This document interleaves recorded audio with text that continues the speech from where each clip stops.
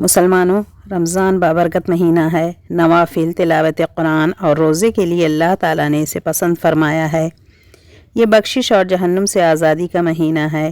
اس میں صدقہ و خیرات اور احسان کیا جائے، کیونکہ اس ماہ مبارک میں جنت کے دروازے کھول دیے جاتے ہیں اور ہر نیکی کا ثواب بڑھا دیا جاتا ہے اور برائیوں کی حوصلہ شکنی ہوتی ہے، دعا قبول کی جاتی ہے، درجات بلند ہوتے ہیں، نیز غلطیاں اور کوتاہیاں معاف کر دی جاتی ہیں۔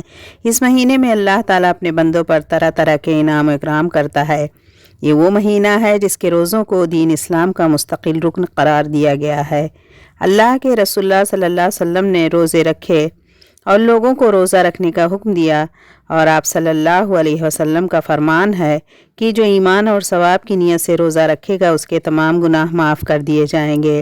اس طرح جو رات کو ایمان اور طلب ثواب کی نیت سے قیام کرے گا اس کے بھی گناہ دھو دیے جائیں گے۔ اس مہینے میں ایک ایسی رات ہے جس کی عبادت 1000 ماہ کی عبادت سے بڑھ کر ہے۔ جو اس کی خیر و برکت سے محروم رہ گیا وہ نہایت ہی بدبخت اور بدقسمت ہے۔